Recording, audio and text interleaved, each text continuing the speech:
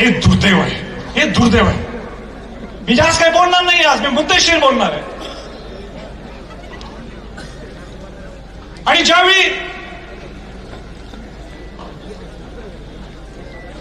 मी त्या घरच्या मंडळींना भेटलो, बोललो, त्याची चर्चा केली, अनेक लोकांनी आपली मतं व्यक्त केली तिथं,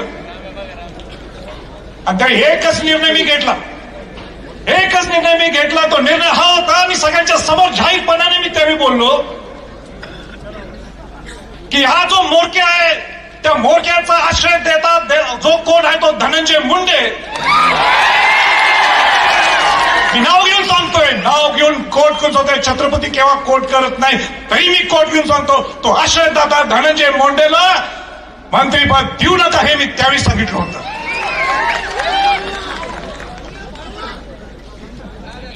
पण मला माहित नाही त्याचा राजीनामा घेतील काय, देतील का, हकालपट्टी करतील.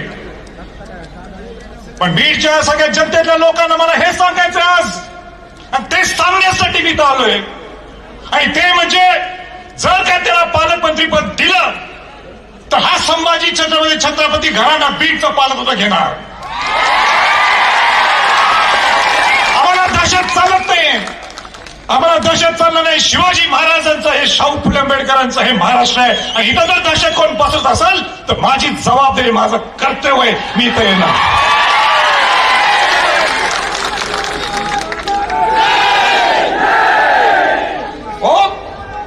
काय चाललंय, काय चाललंय? आपल्याला बीड बिहार करायचंय का? बीड बिहार करायचंय?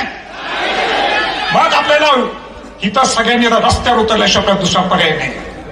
हे महाराष्ट्र आहे आपलं, हे बीड आपल्याला, हे बिहार नाही आपले, हे महाराष्ट्र. बीडवर आमचं प्रेम आहे. हो, तिथं 19 दिवस झालेले. किती दिवस झालेत? 19 दिवस झालेत. आरोपी सापडत नाहीत. ते 3 आरोपी सापडत नाहीत अजून, आणि त्यांचा मोरक्या, मला शब्द हा मी धरून घ्या.